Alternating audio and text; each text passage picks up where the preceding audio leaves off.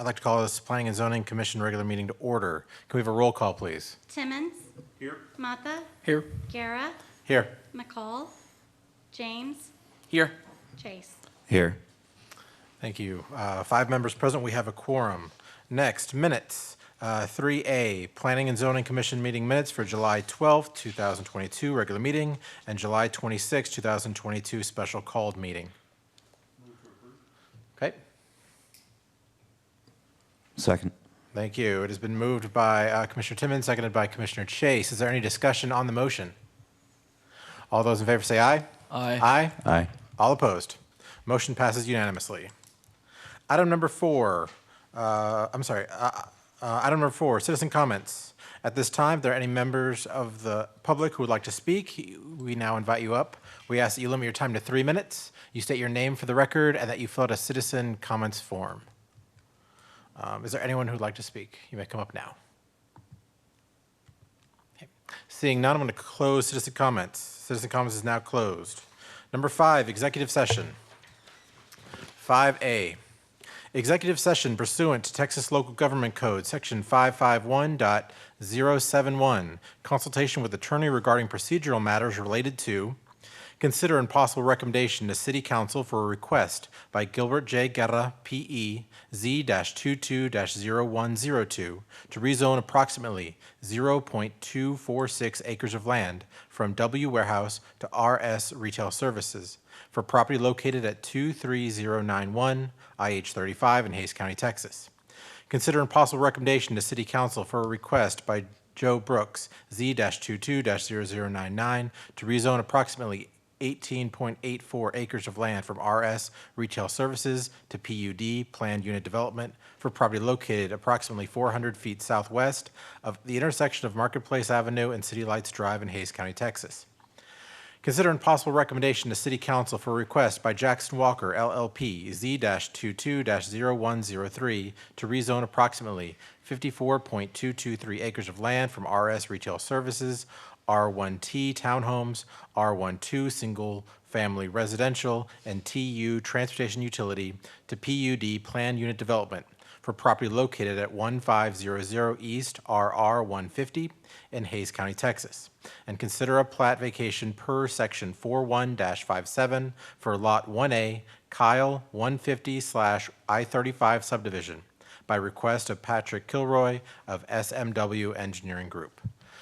The time is now 6:33. We will go into executive session now. 6:44. I'd like to call this meeting back to order. Next, item 6, consent. For our consent agenda, we have items A through G. Mr. Chair, Yes, sir. make a motion to approve consent. Second. Okay.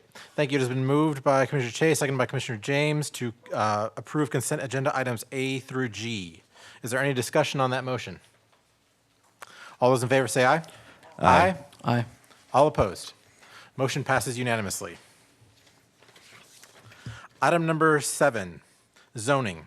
7A, consider and possible recommendation to City Council for a request by Gilbert J. Guerra, P.E., Z-22-0102 to rezone approximately 0.246 acres of land from W Warehouse to RS Retail Services for property located at 23091 IH-35 in Hays County, Texas.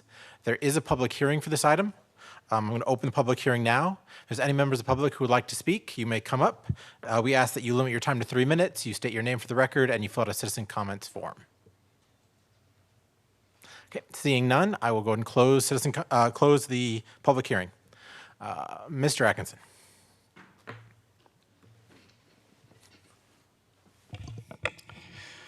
Will Atkinson, Interim Director of Planning, for the record. Let me get this all adjusted. All right, so before you, we have a rezoning request for approximately 0.0276 acres. It's a downzoning, voluntary downzoning from warehouse to retail services along the I-35 corridor, located just behind the address of 23091 IH-35. You can see the the image of it right there. So those two little bits right there with the little yellow right behind it. That's the part that's being requested for rezoning. All the way around it, well, to the north and to the east is warehouse zoning. To the south is ag. To the west is I-35. And it's a relatively undeveloped parcel of the city. Warehouse uses are usually not really point of sale service for the general public. They're more for, of course, warehousing, limited light industrial uses, and what have you. The downzoning for retail service is for the applicant's project to make it more of a geared for the general public to enjoy as well. Right here you can see a picture of the comp plan, the map of the comp plan for the regional node along I-35. It is the retail services zoning district is a recommended district in the regional node. And you can see right there from that perspective. This is approximately 400 feet south of the Kyle Correctional Facility. This provides a little bit more clarity from that perspective. The goal is to incorporate this from a zoning and from a subdivision standpoint into one overall lot for approximately a little over 2 acres. And again, we have to be extremely vague when we're talking about zoning uses, right, with straight zoning. So it's going to further their project, which staff has had conversations with the applicant about, and it absolutely fits with along the I-35 overlay. So we do not have any problems with what they're wanting to do. But following rezoning, they're going to have to apply for subdivision permits, site development, a conditional use permit for building elevations, and then they're going to have to go get their commercial building permits just to make sure the building is safe from a building code perspective. So you all will see permits related to this project again if they move forward past zoning. Electric is going to be provided by the Pedernales Electrical Cooperative, and water and wastewater by the city of Kyle. And the Southside Wastewater Project is nearing completion and will serve this site. It's been an ongoing CIP for a couple of years now, and it's pretty much wrapped up. There's a couple more months, but for the purposes of development, this is going to be finished before any project happens here. Staff does support this, and we ask that y'all recommend approval for it as well. Any questions for me? Thank you. Are there any questions for staff? Okay. Would anyone like to make a motion? With a motion. Okay. It's been motioned by Commissioner Timmons. Second. Okay. Thank you. And seconded by Commissioner James. Is there any discussion on that motion? Okay. Well, for me, I do support this. I think retail services is one of the recommended uses there on the I-35 and just as down zoning. So I think it's a good move, and I do support it. If there's no other discussion, all those in favor say aye. Aye. Aye. Aye. All opposed. Motion passes unanimously. Next, item 7B. Consider and possible recommendation to City Council for request by Joe Brooks, Z-22-0099, to rezone approximately 18.84 acres of land from RS Retail Services to PUD Planned Unit Development for property located approximately 400 feet southwest of intersection of Marketplace Avenue and City Lights Drive in Hays County, Texas. There is a public hearing for this item. If there's anyone who would like to speak, you may come up now. We ask that you limit your time to 3 minutes, state your name for the record, and fill out a citizen comments form. Seeing none, I'm going to go ahead and close the public hearing. Next, Mr. Atkinson. Once again, Will Atkinson for the record, Interim Director of Planning. Before you, we have a PUD request on behalf of Joe Brooks to rezone approximately 18.84 acres from retail services to PUD. They are wanting 2 different zoning districts incorporated into that, the R33 multifamily district, and then also the remainder of the project to be retail services. You can see the image right here for the location map. This is literally just a little bit southeast of the Target shopping center, about 400 linear feet south of the intersection of City Lights Drive and Marketplace Avenue. There's actually quite a lot of development interest in this area, and what they're wanting to do is supported by the comp plan and also for several conversations we've had for other projects in this area as well. when we're considering PUDs, we have, where otherwise in the state of Texas, if you're doing straight zoning, we can't consider project specifics. The PUD zoning district allows for flexibility in those manners. From a discussion from a public setting perspective, and also where it allows staff to and the developer to come to agreement into terms of what we want to see from a project standpoint to help them stay successful and be able to develop their project, and also for the city to see exactly what we want from that perspective as well. So a lot of times when you look at a PUD document, which I've included the draft ordinance as well as backup material, you'll see a lot of what would normally be either variances or waivers or other standards that we don't already have in place, with the intent of making the project better than it would normally function as in a straight zoning perspective. So it's actually quite a useful tool. And because of that, staff actually, while it does take a little bit more staff time from a preparation standpoint, it's a tool that is used quite a bit actually, and it usually ends in pretty good results from a practical perspective.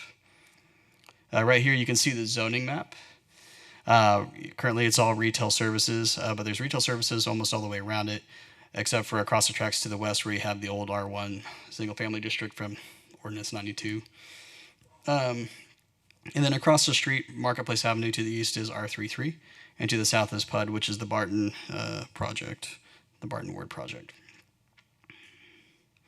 Of course, we all know that retail services is point of sale services, offices, restaurants, that kind of stuff. And here's kind of a general layout of what they're wanting to do there. So, of course, the R33 zoning district is multifamily as well. They will be, following the recommendation from P&Z, they will be going to City Council. We will be having a few more legal documents that Council does consider. But from an elevation standpoint, if this project is successful from a zoning perspective, y'all will ultimately see conditional use permits from the commercial side when buildings of those nature are built. Council will probably enter into an agreement from a elevation standpoint for the multifamily as well, specifically, as that's not generally considered in the conditional use permit. But the project in the end is going to be an extremely nice project and one that we can all be proud of.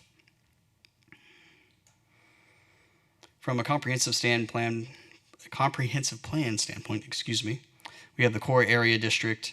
The R33 district is recommended conditionally, and the RS is recommended from an actual recommendation from the core area transition, which is also another reason sometimes we go with PUD, because if we can combine those two different uses, that one might be conditional, one might be recommended, the overall project pulls some of those up into a higher standard as well.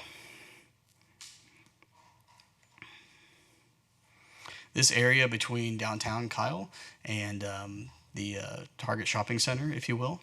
Downtown Kyle is historic core area from a comp plan, and the downtown shopping, or the 1626 I-35 area, is the super regional node. This is a major transition zone from a development pattern standpoint. One should expect to see higher density multifamily, whether it be condo, for lease, what have you, vertical mixed use, point of sale service, stuff really geared towards a general citizenry. So what they're asking for, not a problem.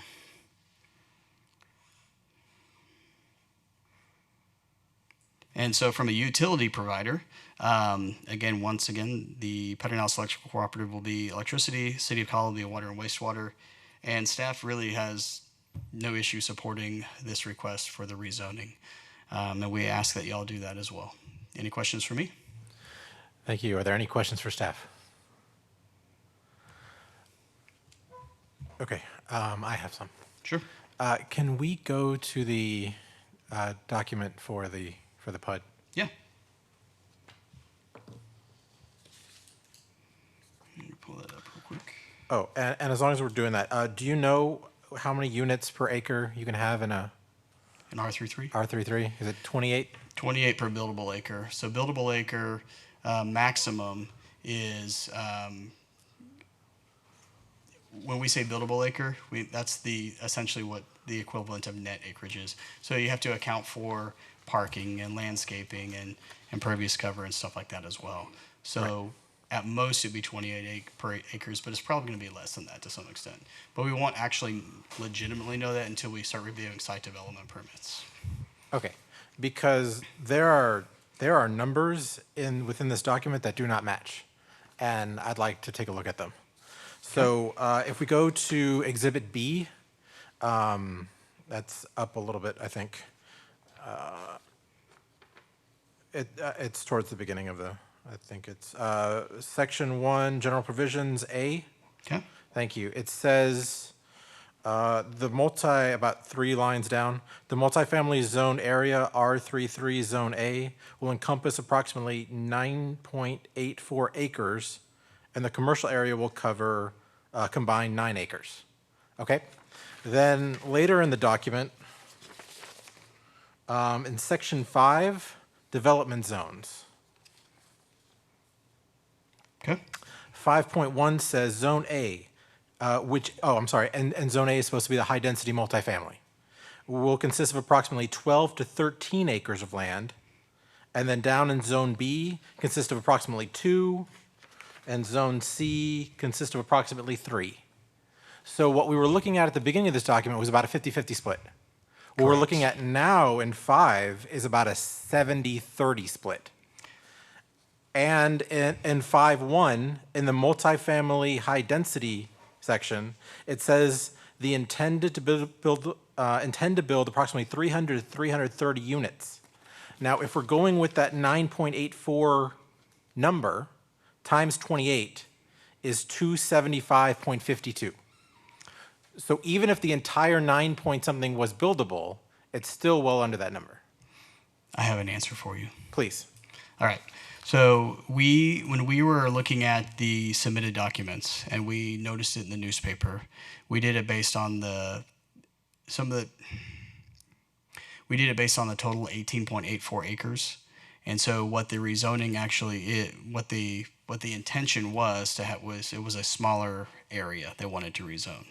So when we had discovered that, we started working with Mr. Brooks and his team to make sure that we could account for that appropriately from the PUD document versus what noticed in the newspaper. So I understand your confusion. So there is a section in, where is it? Further on down in the PUD document where it talks about PUD modifications. So we intentionally have that put in there so we could account for any discrepancies that we might miss, and that was one of them.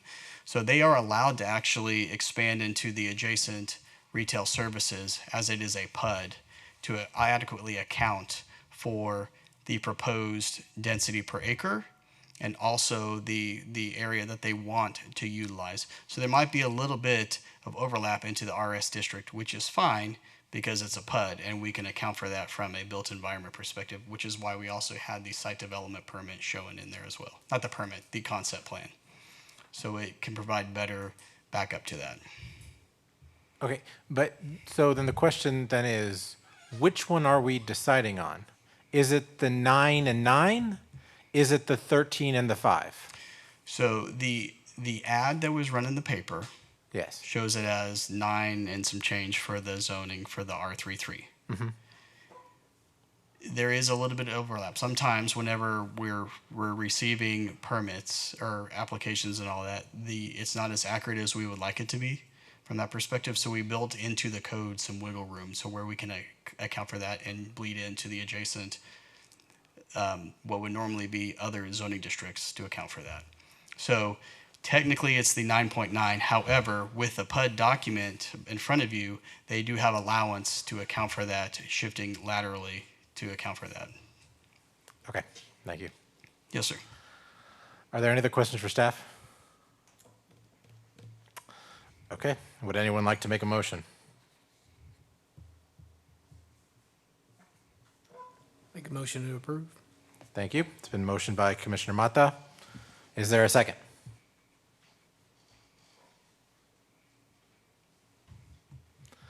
Okay, motion. Okay, thank you. It's been motioned and seconded. Motion by Commissioner Mata, seconded by Commissioner Timmons. Is there any discussion on the motion? Yes, sir. So I live in Creekside Village. My front door, as soon as I walk out, I'm gonna look straight at this place. Now, that isn't part of my decision here. My decision is based on the fact that I reached out to the neighbors and nobody reached back out saying that they have concerns about this. So, yeah, it's not what I would consider a best use for the space. It's bad real estate. I get it. It's right on the train tracks, and it's I'd much rather see condos or something like that go up there instead of a high density multifamily. But I'm not going to block it. So. Is there any other discussion? Yes, sir. Yeah, I want to echo a little bit of the idea that like this is one of those areas of the city that when we started having the discussion about April of or May of 2021, we talked about what the future use essentially of these areas was going to be. Like this is something that we really didn't have a full idea of, and the comp plan doesn't really have a full idea of it. So it's nice to see that there is buildable, what looks like it's going to be a really good choice for this area. So that's a good thing. But I also do find that difference in the plan unit or the PUD document a bit much. And so I'm a little on the edge of voting yes to it, just for the sheer fact of like, that's quite a bit of a difference, 9 to 13. If I may. So they had initially requested further documents, the 12 to 13 acres. That's been their intent the entire time. We did not catch that from the beginning perspective when we assumed we saw the 18.84 acres. And so we tried to make it fit within that when we didn't, we made a mistake in doing so. So from a built environment, what you will see is going to be representative of what they always had every intention of doing from that concept plan that's shown in the last exhibit. And we morphed the code around it to fit what their intent was from the get-go. The built environment of it is going to have multifamily that's pulled up to the property line. It's going to be more urban in style. That's the intent of it, with associated commercial next to it. The Marketplace Avenue area, y'all have driven up and down it. It is definitely a secondary commercial corridor, but it has some great opportunity to become something of a linear walkable area, if you will. There's a very wide sidewalk on that side of the parkway, of the avenue, excuse me. When you get over to when projects start developing on the east side of the road as well. What's up? Oh, sure. Do you want me to pull up the area? The visualization that they did. Oh, excuse me. Thank you. Here we go. Yep. So the whole intent is to, as stuff develops here, is to make sure that it's as walkable as it possibly can be. We want pedestrians to absolutely enjoy this. And this is simply one component of that as well. So. Is there any other discussion? Okay. So I understand what you're saying about it. It should have been the larger number. It should have been the 12 to 13. Now, my question is, are we okay with that much of it being R33? Can you go back to the zoning map? Yes. Do you want to go back to the existing zoning map, or do you want the... The one that was in your staff report is fine, I think. Okay, give me 1 second here. That just showed the neighboring properties. Okay, one moment. Yes, sir. And I would like to say also, this was a similar issue that popped up with the BB PUD when it came to acreages as well. And so we accounted for that as well. So this isn't something that's, at least from staff's perspective, is not foreign. So. Okay, so we're in discussion. This is time for us to kind of talk amongst ourselves, and I just want for us to consider what we're seeing here is this property. I mean, to the north, or above it on the map is R33. To the right is R33. To the northeast is MXD, and then the PUD to the east is also going to be multifamily, I believe. Correct? There's a mix of several Absolutely. different housing types. Yes, sir. So what we keep, I mean, just what we keep seeing is our retail services zoned areas slowly become something else. And 13 acres of the 18 could now be R33 as well. And I just, at some point, it seems a bit much. And I do agree with some of the statements made that this is not the easiest property to find something for. And that's a valid concern. But when I was looking at this, I was considering the highest number, assuming it's going to be 13. Am I okay with 13 acres of this going to R33? Unless someone in discussion can convince me otherwise, I think that's too high of a number. And I don't believe I can support this item. But that's what I have to say. Anyone else have any discussion? We've also talked about, this has also kind of been a thing that's a consistent thing that's come to planning and zoning over the past couple of years too, hasn't it been? In this area, things that Yes. would be becoming R33. And so that's definitely a big hang up to me, because this is supposed to be an RS district. This is supposed to be kind of that super regional. And when I looked at what the MXD actually is, it doesn't really build anything other than what could go or Kohler's Crossing is. So to me, it's why does this need to be here? And I don't fully see it fitting in. I see it fitting in with the R33 district almost at this point in time, because so much of it's becoming R33. And I get that it might be an oversight in the planning process for it to have gotten to where it is in here now, but I don't necessarily think we should approve it just because it's gotten this far and we gave it an exception for it to get this far in that code in order to get it here. Thank you.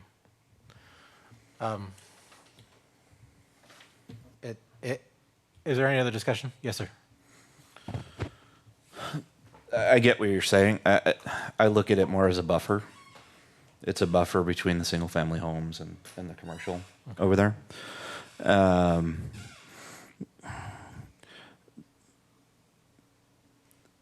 I don't see, like I said, it is a tough piece of real estate. It's an odd shape. Again, you have the tracks behind it. I can't even think of a retail that would go in there that, again, folks in the neighborhood that are my neighbors would want to see the back of, right? We stick what? Can't even think of what you could put in there. Do the shape of the lot, but patios and balconies might be better to have sitting there from a neighborhood standpoint than the back of a retail space. And I do see it as a buffer because, the area below that, this is shaped bad. The one below it is shaped even worse. I have no idea what someone's going to try to put in there. But yeah, that's the way I'm looking at this. It's definitely a buffer between the two, in my opinion. If there are no objections, I'm going to let the property owner speak. Sir, Mr. Barton, if you'd like to speak, you can. Oh, what's Mr. Barton or Mr. Brooks? I just want to. Oh, I got. I'm the adjoining property owner. Oh. Across the street, so which one do you want? Oh, okay. I'm sorry. Mr. Barton gave me a form. So if you'd like to speak, I would. Hold on 1 second. Is We closed the public hearing. So Oh. the Okay. question is, are we allowed to, can we read it into the record after the public hearing? Is Veronica on the line? that's fine. Yes. This Right. is Veronica. Veronica, Can you hear me? Yes. Can we read a public comment into the record after the public hearing is closed? We received the document. If the public hearing was closed and it wasn't read into the record, then please reopen the public hearing to read the document. If the person is there and P and Z members have questions, then there's no need to reopen the public hearing. You can just ask your questions and bring up the applicant to respond. As a point of order to that, or as a question to that, is that only if we've received it and then didn't like read it into the record before, or does that include if it was submitted after the record was closed? If it was submitted after the record was closed, but right now you are deliberating, you can go ahead and ask for the developer to come up and read the statement again, because you're asking questions and deliberating.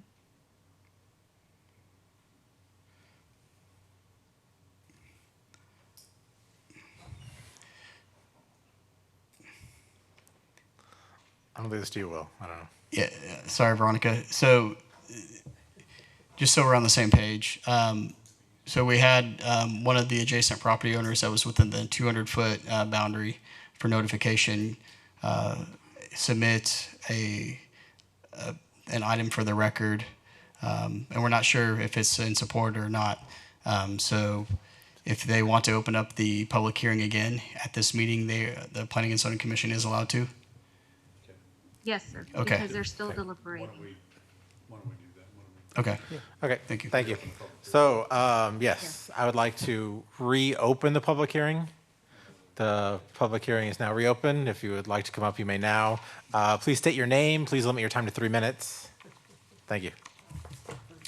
Jeff Barton, for the record, I'm a property owner. I live at 201 Marietta's Way in Buda, but I own property here in downtown Kyle, and I own the adjacent property across Marketplace. And I submitted, first of all, I apologize for missing the public hearing. I tried to make it and just couldn't quite get here in time. I came up because I heard you all talking about what surrounding property owners think. You mentioned that there's one mixed use, one piece of property zoned mixed use. We're that property. It's the Word Place. We got a 7-0 approval on zoning a couple of years ago from you all with our own PUD to create what would be a unique, really vertical and horizontal mixed-use development in Kyle. We had some problems with floodplain as Atlas 14 changed. We'll be back before you soon to be moving forward on that project. And what I want is really not to speak too much in all of the detail that you've got before you, but part of your debate is whether multifamily is useful there and how do you get the kind of commercial development you want to see in Kyle. And I'll say that from my perspective, what we hope to see is that whole area of Kyle really develop in this kind of walkable way. We're going to be at the intersection of the vibe, and we've been working with the city for the last 2 years to really make that a crazy good experience there at that intersection of the vibe. We've got some committed restaurants and retail that are willing to come into our area. It's been very difficult to get at that kind of mid-block place, but we've got creek frontage. We're investing a lot of money to make that happen. One of the things that we need, frankly, is more rooftops in the area. I have a concern that while Kyle is developing all of these nodes, we will be challenged to support all of them at once with the kind of retail that all of us who've lived here a few years would really like to see come. So from our perspective as an adjoining landowner, one thing they've been willing to do is work with the city to extend the vibe and talk about tunnels and crossings back and forth between their property and ours. We think that's good for the whole region. It's going to allow bike traffic and walkability back and forth. So I'm really not trying to wade into the details of what you all are doing or push things too much one way or another, but I am trying to give you the perspective of somebody that is doing mixed use, that's going to be commercial on bottom with 4 and 5 stories above it, and then some of the kinds of condos and other kinds of properties that you were talking about. That is going to be within our development. And what we hear back really loud and clear from the tenants we have already signed up and the ones that we're talking to and trying to attract to Kyle is that they want to see more and denser development in the immediate area so they could track that walkability, the kind of walkability that we're all trying to inspire with the vibe. People outside of Kyle are a little bit skeptical that we can do it. So from my perspective, even though they would be competitors in some extent for residential renters and for commercial space, we welcome it because we think it floats all boats to have that whole area develop. And secondly, we really welcome having some additional residential units that are in a walkable distance to the kind of mixed use and the kind of amenities that we're trying to attract, which ranges from a park and a playground to some commercial. And I'd be glad to answer questions. I hope that's helpful. Thank you. Thank you. Is there anyone else who'd like to speak during the public hearing? Okay, I'm going to close the public hearing. Public hearing is now closed. Is there any other discussion? Anybody else want to weigh in? Yes, sir. Yeah, I think I'm after hearing that, I'm like definitely going to vote against this. And that's nothing to say. I just hear the effort and things that has gone into that property versus what I see in this property, which doesn't amount to half the things that I've saw from the person who just spoke. So like if there's going to be 13 out of 18 of the acres of what we're looking at, there's to me a clear difference between what we saw here and what we're hearing from the person who spoke, from the public. Any other discussion? Okay. Can we do a... I'm sorry?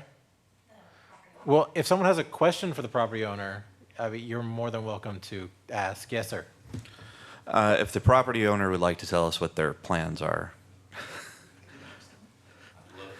I think so, yeah.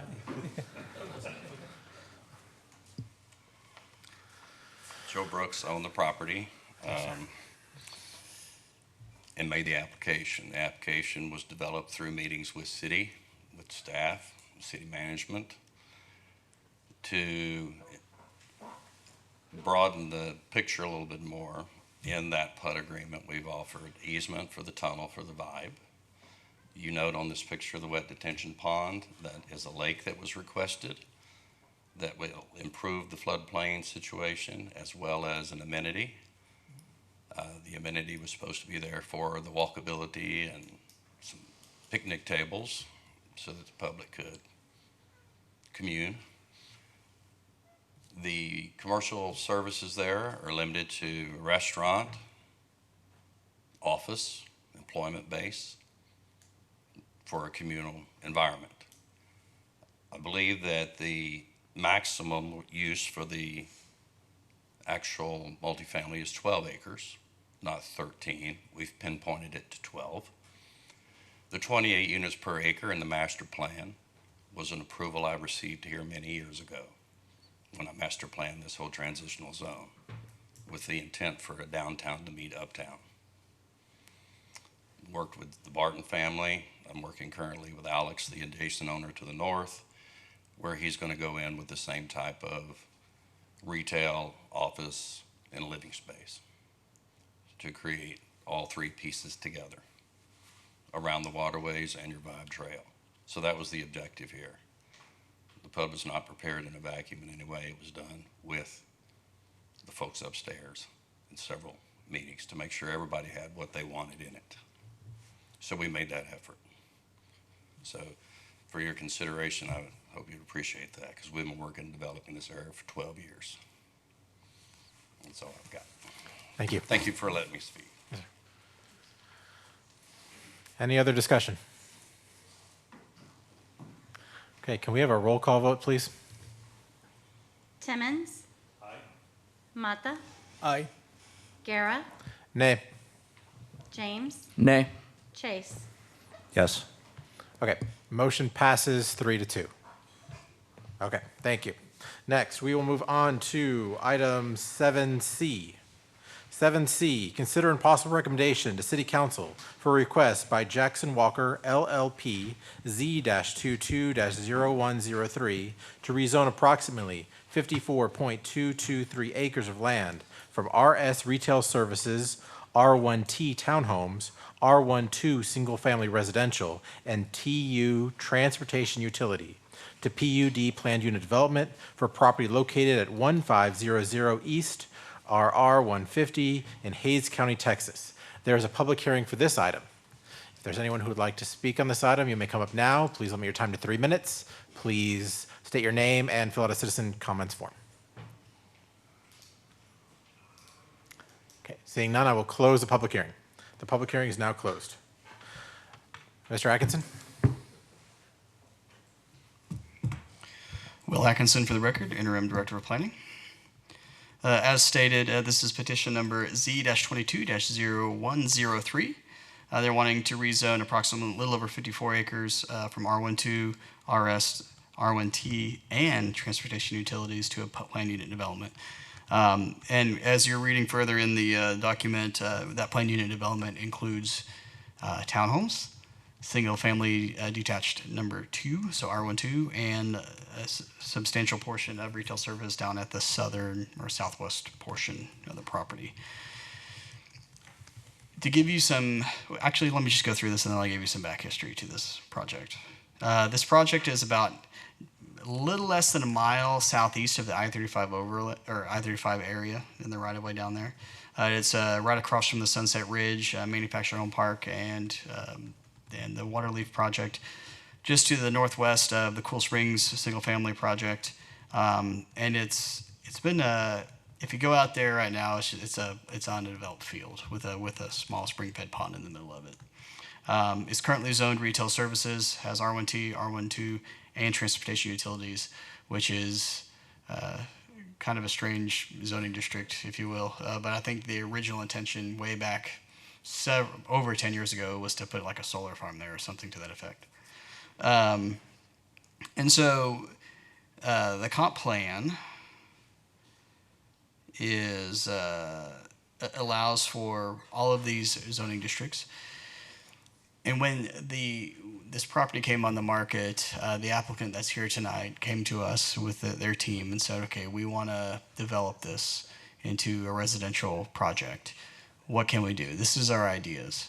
And so we talked with them and we told them about the vibe system that had just been implemented from a code perspective and how this area was was just adjacent to a vibe node. It's right on the trail system. And we explained to them the holistic idea of the vibe and how projects should be developed to face onto the vibe and take advantage of that. So in several conversations that we had with them, the end result is this PUD document. So normally when you're looking at a highway-based project, you're looking at commercial close up to the highway, then you got maybe some higher density living, and then it scales down to a little bit lower density. But we wanted them to take advantage of the node, which is centered around that spring-fed pond, which is part of a chain of like 5 ponds, actually, if you look at the whole area. And so they listened, which was, we were ecstatic. So they came back and said, okay, we want to do a little bit of small scale retail right here on the south end of the pond, put some boardwalks in there, put a trail system around it, take the vibe trail up the linear spine of this project with some single family detached that's alley loaded, and then some townhomes that are alley loaded up close to 150, where they're gonna have an amenity center. So they have a little plaza in the middle, that's a park, amenity center up north, and then they can take advantage of the pond itself. So the combined project is one of the first very clear examples of what you can accomplish with the vibe trail system, this whole vibe node idea that we have, and it's super exciting. And so we bring it to y'all. And they have the PUD document. You can see some of their standards in there as well, what they're wanting to do from the streetscapes, from the densities, from how they're designing their projects and what have you. And they're going to have a development agreement that council is going to see specifically for elevations, the residences. But this project has been absolutely phenomenal to work with them on. And we appreciate the work that they put into it as well. So it has a staff's recommendation without question. And we ask that y'all approve it as well from a recommendation standpoint. I have a question. So towards the end of your staff report, there was something about community commercial. How, was that a recommendation from staff to, or was it just something to consider? So I had initially put that in there, and I thought I'd struck it because I was maybe considering having the retail services be community commercial instead, because it's usually more of a smaller scale project. But I actually have backed off that idea because a portion of that retail service area, they're wanting to do food trucks and have something similar to a beer garden. And food trucks are allowed in the retail services zoning district, but they are not allowed in the community commercial. So at this time, I want to keep my recommendation is to keep it as they presented. So. Okay. Wouldn't a bar also be retail services but not community commercial? I don't remember off the top of my head or not. You can sell alcohol okay. in community commercial. It's the food truck difference. Okay. We don't normally allow food trucks in community commercial. So. Okay. So. Are there any questions for staff? All right, I'm gonna have some. Sorry. No, go for it. Can we go to the picture of what it's going to look like? I guess you can put the PUD document or. You want the layout? Please.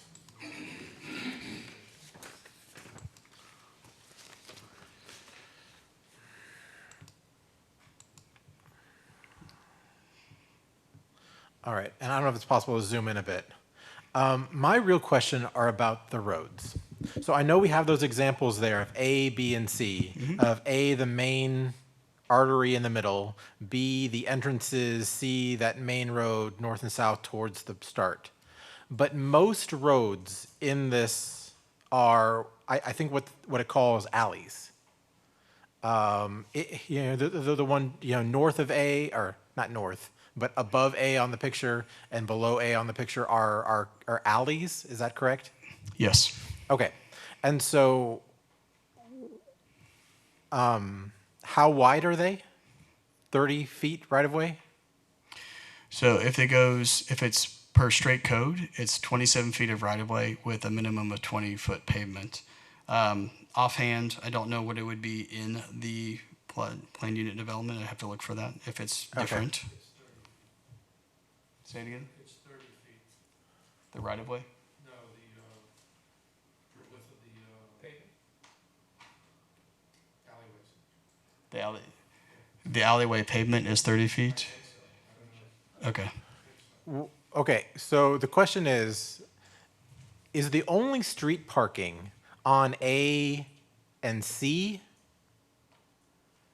Or is there also street parking on these roads that we're calling alleys, but are the only roads for some of these properties? And the townhomes also. Again, the townhomes, they have these what we're calling alleys, but there's no front road. Usually when you have an alley, you have a road in front of your house, you have an alley behind your house. A lot of these properties don't have a road in front of their house. Fair. That's a fair question. So the entire design is based off of the courtyard design of projects. So where you have the front yards and you have alley loaded design. Now, each specific unit is going to be parked per code. They're going to have sufficient parking. So for the residences that live there. Now, the streets that you see there, each one of them, so you have A, B, and C street sections, they all have provisions for street parking as well. Right, but A, B, and C are half the roads, if that, if you're considering the alleys the roads. Because even the townhomes on the right, I mean, the going up and down, I think it's east to west, but up and down on this map, there's a lot of units, and with these roads that are the alley roads. And I assume there's no street parking on the alley roads. Typically, alleys are not used for street parking. You are correct, because they are alley. They are service entrances to those units. The entire idea, though, is to have these muses or courtyards face vehicles and houses facing, not vehicles, houses facing into it. Right. So the houses are code compliant from a parking ratio standpoint, and and they're also designing the main streets going through there, but for the alleys to have sufficient parking as well. So when you're looking at a regular subdivision, there's nothing that states that the streets in a standard subdivision have to have adequate width for street parking. If they're down to the minimum code requirements, they don't actually, and an applicant can choose to do that if they would like. Right. And I mean, I like the concept. I like what they've done here. But I think when I'm going to go visit my friend at this place, I'm going to park in his, I guess, driveway, or I'm not sure where I'm going to park, because there isn't much besides the main arteries for street parking. And that's just something that I think we should consider, especially with the townhome area, because there is a lot of residences with not a lot of parking. And I know we've had commissioners on this dais before that would make those points that just, they aren't here at the moment. And I don't want them to be missed. So it's something definitely I think the board needs, the commission needs to consider. Also, I mean, this may not matter, but when there's no actual road, it's just an alley, like in that top section, the middle, the most top houses that face out towards the, I guess, west of the property. Like, how do you have an address if you don't have a street? So alleys are technically public right of way. Oh. So, but I don't pretend to know all the requirements for addressing, but I do know our map guys, our GIS guys, they conform with Hayes County Emergency Services. So they will be adequately addressed. From a fire code perspective, those, especially the townhomes, they are going to include, they're going to have to include sprinkler systems just because it's a number of units, over 2. And so fire code requires it as well. So to provide fire, to provide adequate time to get to those, and what have you. So this is a concept plan. It's a very nice and detailed concept plan. As it progresses, assuming the zoning is successful, which we all hope it is, but when they submit plans, it's also going to have to go through staff review, which includes fire, engineering, public works, parks, and planning. So it's not just the planning department looking at it. We have our aspects that we look at it, but we can't catch everything. So which is why there's usually around 10 different staff members looking at it. So we make sure that it's a well-functioning plan. Okay, that's it for my questions for staff. Does anyone else have questions for staff? Would anyone like to make a motion? Make a motion to approve. Second. Thank you.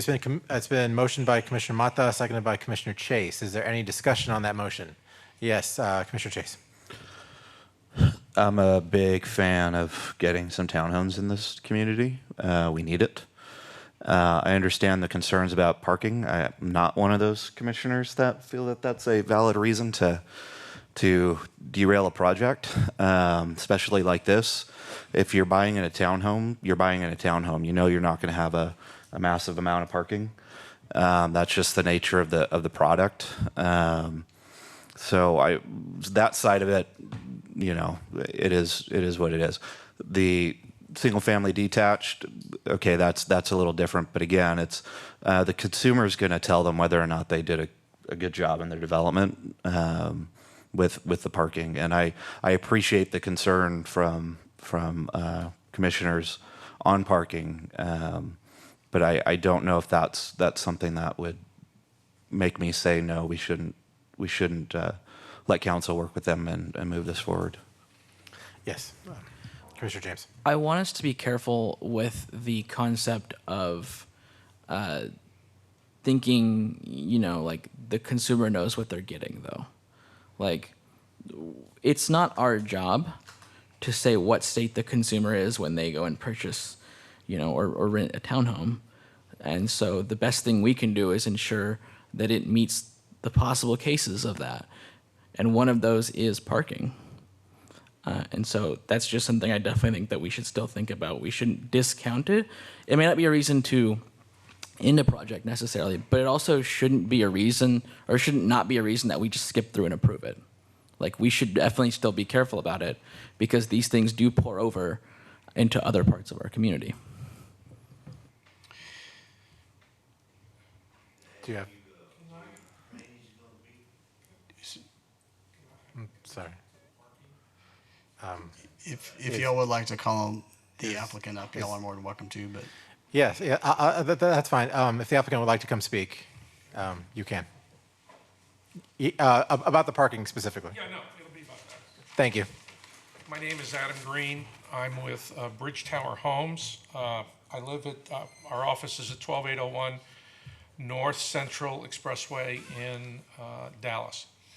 What I wanted to just point out, which is not that clear, is let's just talk about a townhome for a minute. So the front door of the townhome and the front door of the townhome across the way face each other, so we've got alleys to both of them. We know this. The individual townhomes and the single family have full-size two-car garages, but they also have driveways that are 20 feet deep or 25 feet deep. So now I've got 2 in the garage, 2 on the driveway. And I know you know this, but what I'm following that with is down the spine, which admittedly we've got the alleys, but down the spine has several things. First of all, it's way wide. 2, it's got parking up the spine, and also, and we have it on another slide, but it's okay, it also snakes the vibe trail through there. Starts at the front of the community and then snakes its way through the community through what is going to be a public area, the pond that he was talking about, because we're dedicating something like 4.8 acres to the city, and we're investing, I don't know how much money into putting that in place. And then the vibe goes out to the rest of the trail, and then there's a dog park, which is also public, and there's parking for that, and parking for the lake. And I'm sorry I got off the subject, but the point I'm making with you is that we feel like with 2 cars in a garage, 2 cars on a driveway that's in the back, and then people coming and visiting, they park on, there's parking on the street. Yes, there's no parking sideways on the alleyways. I got that. But we've answered that by really widening out that front spine. And again, you don't want to have to walk a long ways to get to your friend's house, but just as a side note, there's also plenty of extra parking at the amenity center that we have, that we're building, and there's plenty of extra parking further down. But I just wanted to make sure that you knew that we had driveways that people could park on. Thank you. Thank you. Okay, is there any other discussion? All right, so. With it. Yes, sir. And this is, this is a question I think maybe for staff on this. This is the only like site plan that we have, correct? For this, in this whole document, that's my understanding. Yeah, that's correct. Okay. This is the concept plan that that the project is going to be basing their designs off of. They've done a really good job of making sure they've designed it to the point where like they can build construction documents off of it or design it off of that. Okay. The reason I ask is because what I'm hearing is people are essentially going to park and walk quite a bit of a ways to, a specific house and address. And that's definitely something that I'm really kind of like, I want us to, if we're going to approve this, also be very intent about how lit some of these streets are. Because it's not just an assumption that people are going to visit during the day. We want to make sure that people who are there at night are safe as well. And we can easily say, well, there's parking on that spline, so at night maybe it should be easy.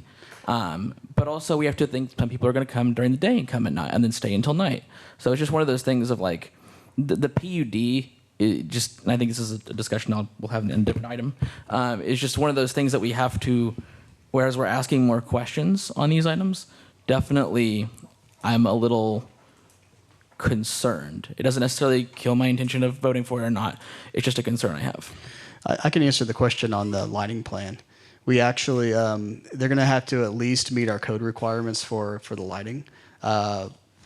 it was either early this year or late last year.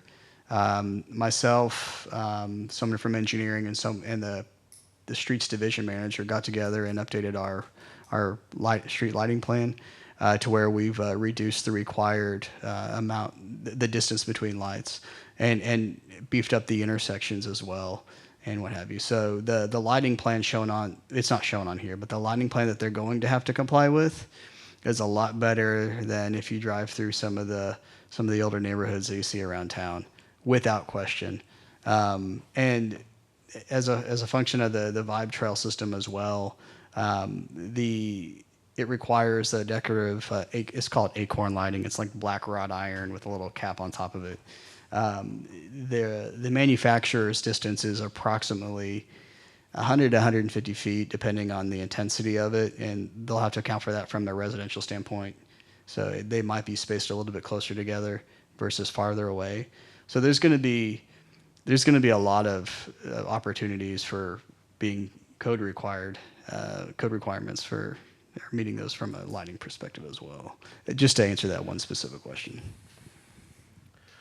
Okay, I'm going to just give my thoughts. I know I was a bit hard on it with the parking, but all in all, I do like this project. I live near here, and it is fantastic that east of 35 gets more things than just houses. The fact that there is this vibe node and all of it, and then even with the parking issue, yes, there may not be as much parking as I'd like, but it is walkable. And so if you do need to walk, it is much better than most neighborhoods parking several blocks away. And so I say that because I am ultimately in support of this. The parking is still a concern of mine, and I don't know how this vote is going to go, but if it does go to city council, even if it's unanimous, I would like for them to at least be told that we had concerns about the parking, so they can hopefully have that conversation as well. But because they don't always ask unless it's sometimes a split vote. But all in all, this is a project I support being here where it's proposed. Does anyone else have any discussion before we have a vote? Okay, I think we should do a roll call vote of this one as well. Timmons? Mata? Aye. Guerra? Aye. James? Aye. Chase? Yes. Okay, motion passes 5-0. Next, item number 8, consider possible action. 8A, consider a plat vacation per section 41-57A for lot 1A, Kyle 150/I-35 subdivision by request of Patrick Kilroy of SMW Engineering Group. Mr. Atkinson.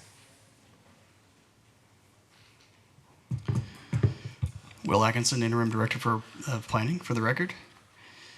This is a request, as stated, on behalf of Patrick Kilroy, who's representing both property owners and from a plat vacation perspective.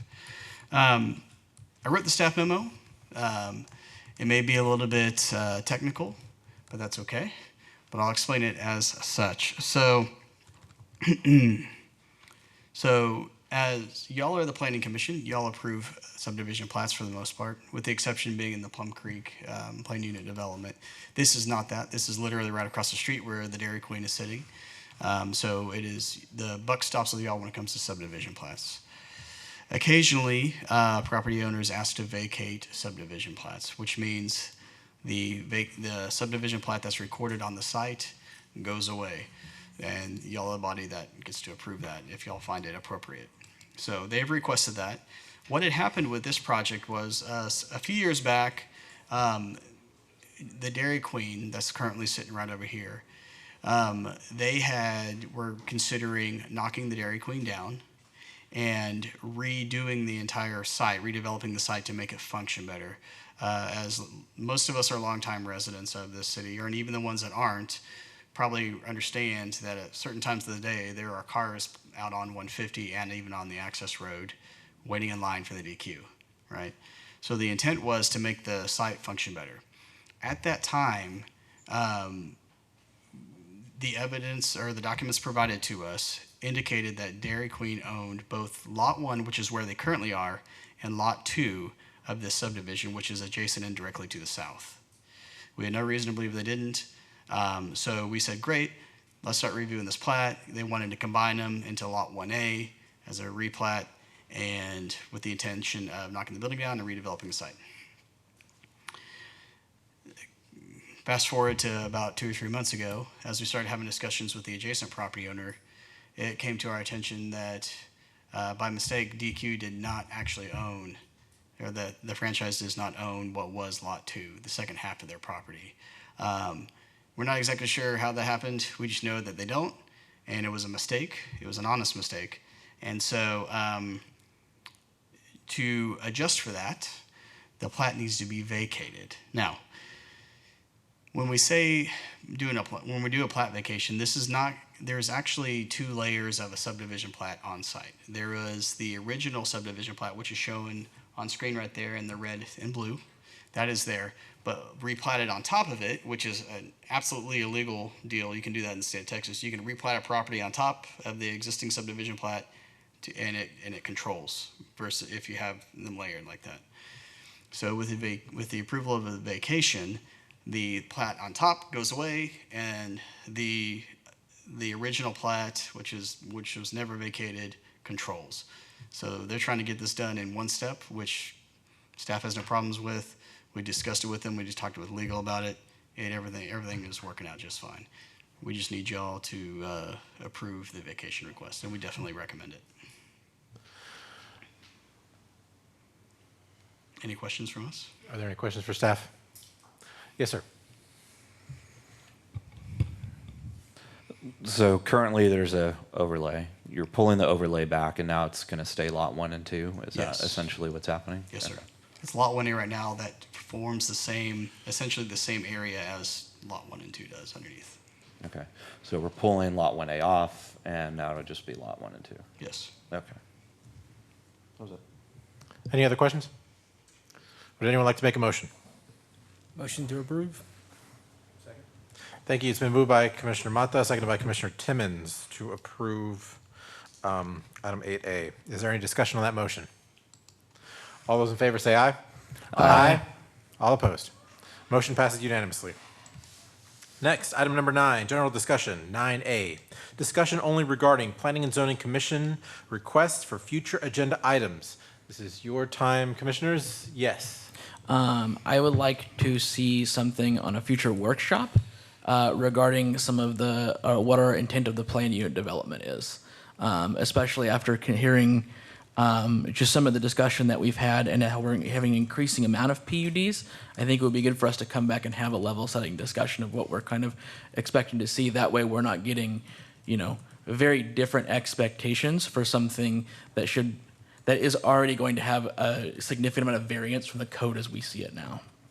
I think if we can do that, then we get on the same page and having better conversation about this. Are there any other items we would like to see on future agendas? Okay. Going to move on to item number 10. 10, staff report. 10A, staff report by William Atkinson, Interim Director of Planning and Community Development. Mr. Atkinson. Awesome. Thank you. We do have just a couple items. I wanted to let y'all know on the 23rd we are having a voting meeting. There's going to be 2 items on there specifically for code amendments. One of them is going to be the much awaited food truck ordinance that we're revising in a comprehensive manner. Kayla's been doing a pretty good job on that, and we're going to be wrapping up the review of that, and we've already noticed it in the paper, so it's coming forward. And also on the same night, council had directed staff and legal to get together to completely replace our existing legal nonconformity code. And so you guys will see that as well as a commission. It is part of the zoning code, so both of them have zoning aspects, so they will both come to you for recommendations. I believe only 2 of y'all are planning on going to the state conference in October for APA. It's still open, so if any more want to change their mind or want to go, there's money set aside to where y'all can just let us know as quickly as possible. We still technically have a couple months, but we like to get it done as quickly as possible just to make sure we got it all taken care of. October the 18th through the 22nd, I believe, offhand. And I think we're going to probably be leaving on the 17th. No, or the. I think it starts on the 19th. I think we're leaving on the That's right. That's right. We're leaving on the 18th, and yeah. Thank you. So, so that's going to be in El Paso. So we're booking hotels, flights, and also the actual conference itself. So, y'all as the Planning Commission have some money set aside in the council's budget.